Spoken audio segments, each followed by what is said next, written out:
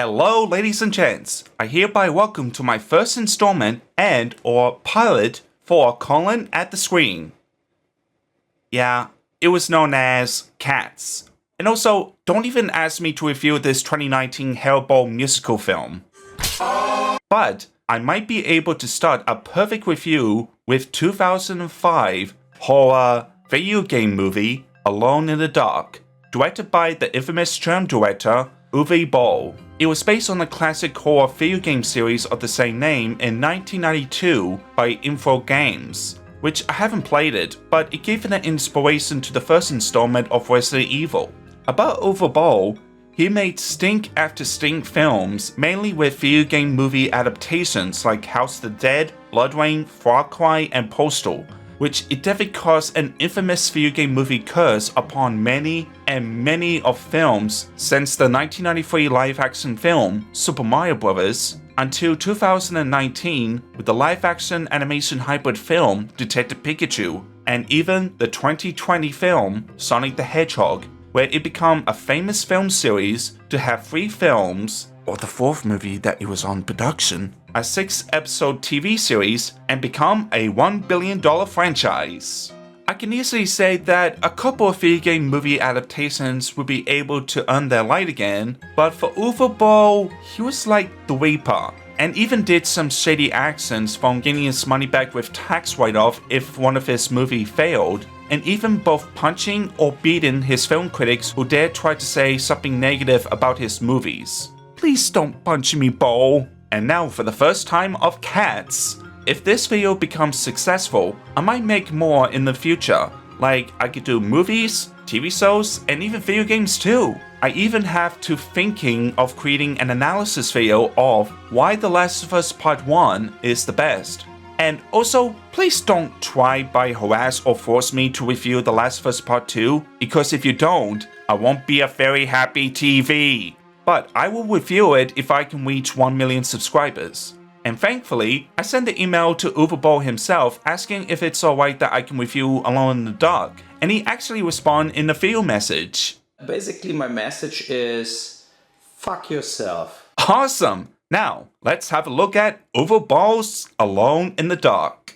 The film starts with a narration with a very long lengthy text that it goes on for 1 minute and 30 seconds, which it was about Alkani, a lost Native American civilization that it has 2 worlds, the light and darkness, until it was lost and vanished in separate artifact objects to open the gate. Until when the paranormal government, Bill 17, is doing a big investigation about unknown actions where the scientists try to experiment on the forgotten abandoned mine with several orphan children by merging from man to creature.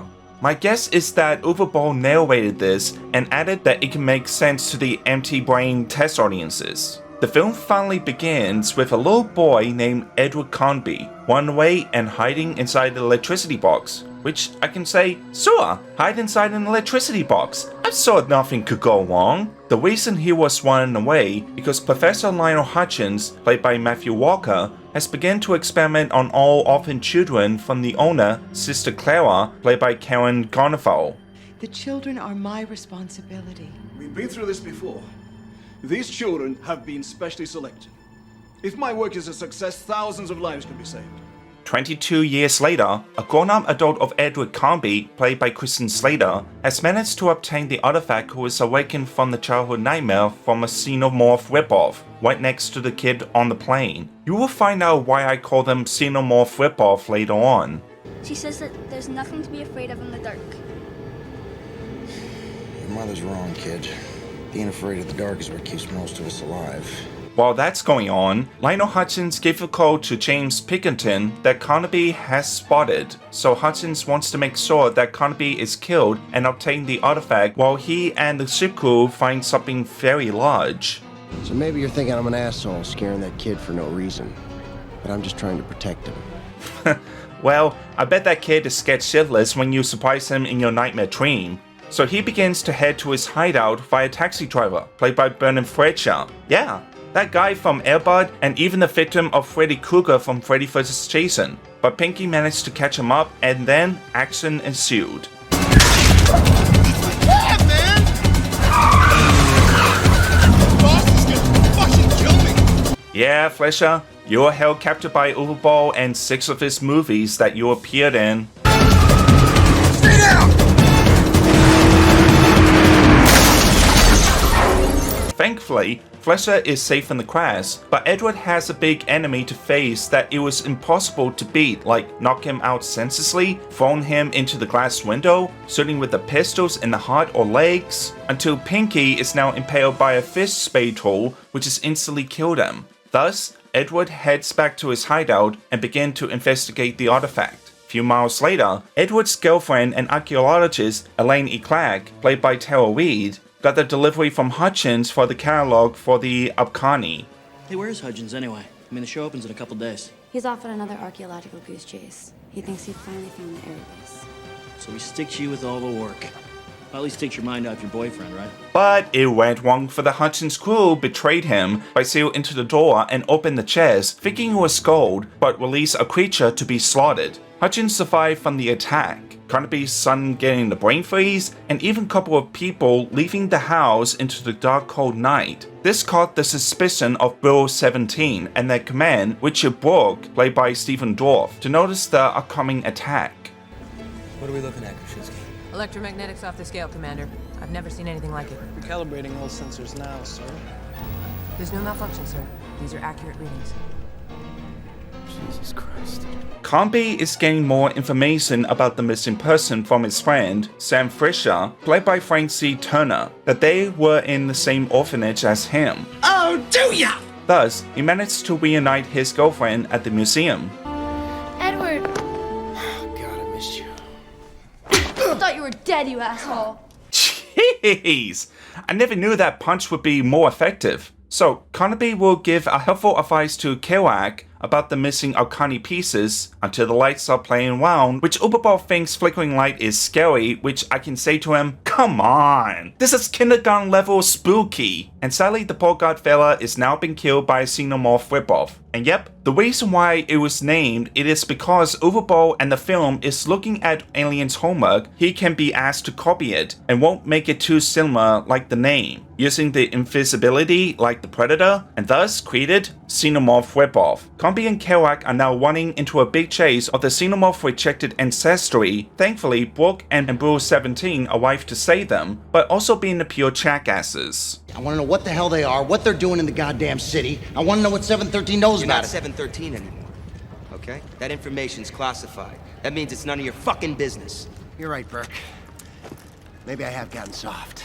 So Carnaby has to investigate another place with his Fletcher again on the corpse of Pinky, which in the surprise twist, Pinky has an unknown species that it caused him to be invincible instead of compromise. Until unknown readings on Carnaby, which he also have one inside of him, and thankfully it was incomplete, which it was very unexpected and oh, never mind. Next scene, Hutchins arrived with Calig until he saw the readings and the mysterious piece. Dr. Hudgens, I meant to ask, did you finally find the Erebus? Just an empty shipwreck. Like you said. Another wild goose chase. And then we got a shocking twist that Hutchins is holding the DNA examples of the Xenomorph ripoff by injecting the blood into his own.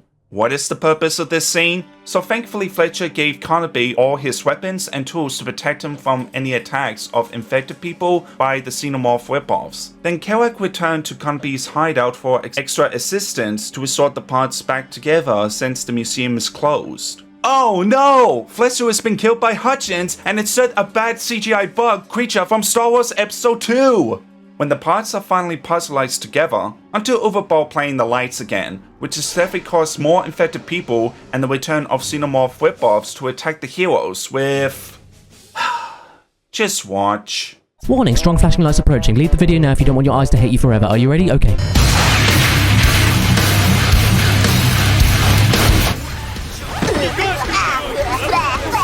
After the loud noise, Caesar footage, and even the busted music, Burke and 713 arrive to find out what happened to Carnaby.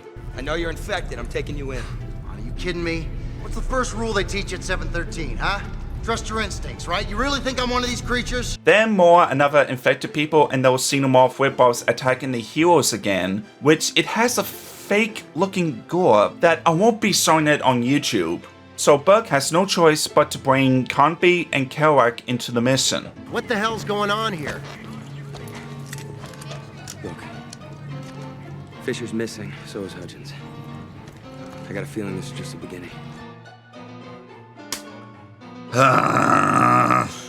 Carnaby, Kerouac, Burke, and Bureau 17 begin to investigate inside an abandoned mine shaft. However, it caused many of the 713 soldiers to be killed from the entire armies of xenomorph whipballs from the outside, while in the caverns, a couple of them were killed in death traps and massively stupidity by not shooting at the tentacle monster to protect an injured 713 soldier. And, oh, wait, I think she was alright when the scene cuts off. It says once you make it down here alive, you're already dead.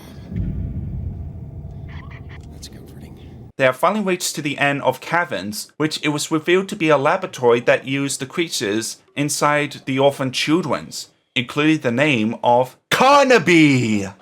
What a twist! Which it caused Burke losing his mind of all this bullshit detection where 713 is responsible. My guys are dying out there for nothing. For fucking nothing! God damn it!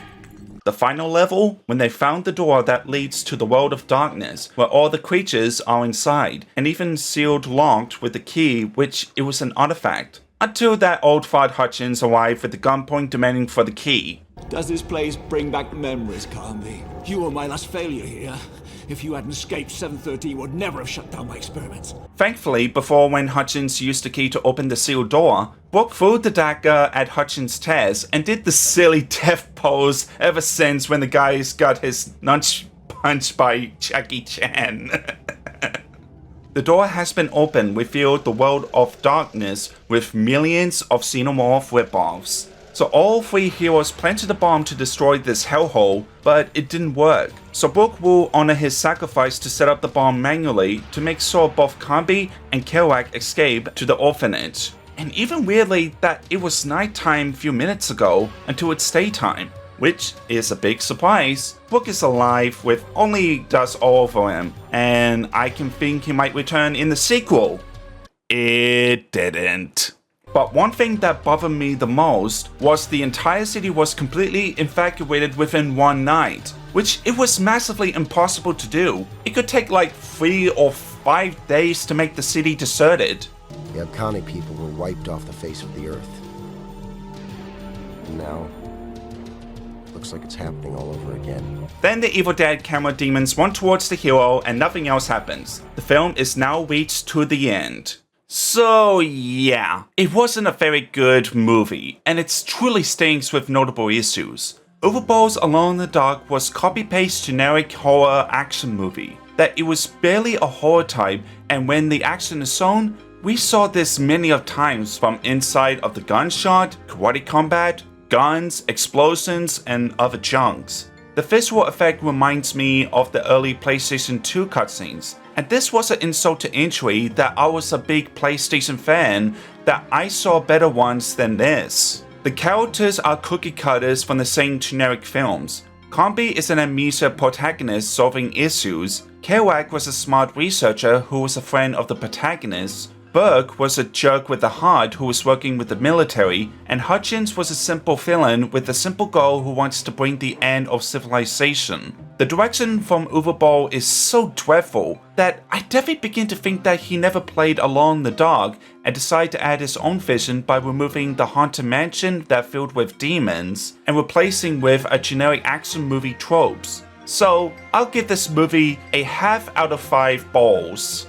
So I would like to say thank you so much for watching my pilot review of Alone in the Dark for Cats. This is Colin, or Mr./Miss PlayStation, ready to sign off, and I'm gonna watch Sonic 3 to relieve myself from this movie. Huh? Oh!